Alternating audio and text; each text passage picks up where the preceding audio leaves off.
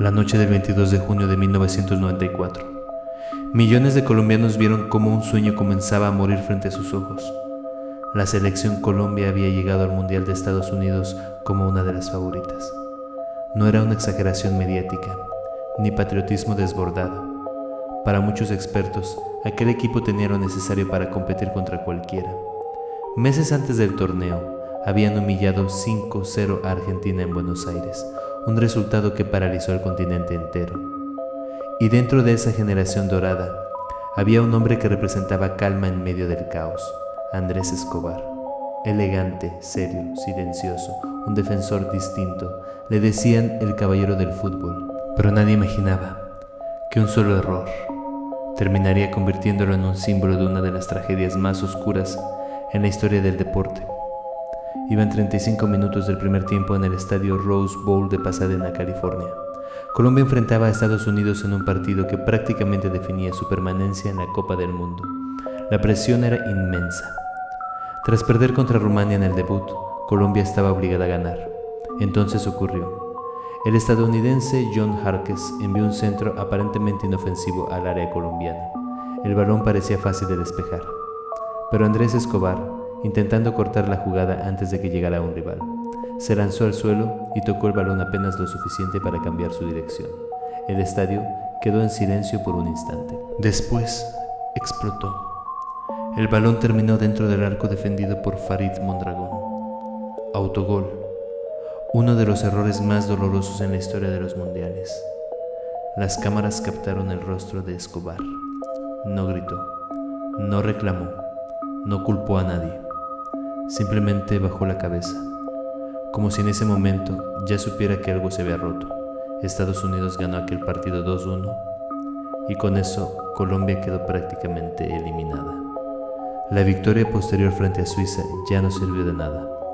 El equipo regresó a casa antes de lo esperado, pero mientras los jugadores volvían derrotados, en Colombia comenzaba algo mucho más peligroso. Porque aquel mundial no era solo fútbol. Era dinero, apuestas, orgullo nacional. Y en los años 90, Colombia era un país marcado por la violencia del narcotráfico. Muchos criminales apostaban cantidades absurdas de dinero en los partidos. La derrota no solo había destruido ilusiones deportivas, también había hecho perder millones. Aún así, Andrés Escobar intentó mantenerse tranquilo. Incluso escribió una columna días después de la eliminación. En ella agradecía el apoyo de la gente y decía algo que hoy resulta devastador: la vida no termina aquí, pero para él sí terminaría. La madrugada del 2 de julio de 1994, Andrés salió con algunos amigos en Medellín. Querían distraerse, olvidar el mundial, escapar un momento de la presión. Terminaron en un lugar conocido como El Indio, un establecimiento ubicado sobre la vía Las Palmas. Era aproximadamente la 1 de la mañana cuando comenzaron los problemas. Según testigos, varias personas comenzaron a insultarlo. Le gritaban por el autogol, lo humillaban, lo culpaban de la eliminación. Andrés intentó ignorarlos al principio, pero la tensión fue creciendo. La discusión subió de tono, y entonces uno de los hombres sacó un arma. A las 3:30 de la madrugada, los disparos rompieron el silencio de Medellín, uno tras otro. Según los reportes, Andrés Escobar recibió 12 impactos de bala. Algunos testigos aseguraron algo todavía más perturbador, que después de cada disparo, el asesino gritaba «Gol», como si estuviera narrando el partido, como si la muerte fuera una continuación del mundial. Andrés Escobar murió horas después en el hospital. Tenía apenas 27 años. Estaba en el mejor momento de su carrera. Era líder de la defensa colombiana, respetado dentro y fuera de la cancha. Un jugador conocido más por su humildad que por los escándalos, pero en un país consumido por la violencia. Eso no fue suficiente para salvarlo. La noticia sacudió al mundo entero. No era normal, no era comprensible. Un futbolista había sido asesinado por un error dentro de un partido. Aunque las investigaciones señalaron a Humberto Muñoz Castro como autor material del crimen, las dudas nunca desaparecieron del todo. Muchos creen que detrás del asesinato existían intereses mucho más grandes: dinero perdido, apuestas ilegales, narcotráfico, poder. Porque en aquella época, el fútbol colombiano estaba peligrosamente cerca de los carteles, y separar una cosa de la otra era casi imposible. El funeral de Andrés Escobar reunió a miles de personas en Medellín. La gente lloraba en las calles, algunos cargaban camisetas de la selección, otros simplemente guardaban silencio, como si el país entero hubiera entendido demasiado tarde el nivel de presión que habían puesto sobre sus jugadores. Con el tiempo, Andrés Escobar se convirtió en mucho más que un futbolista.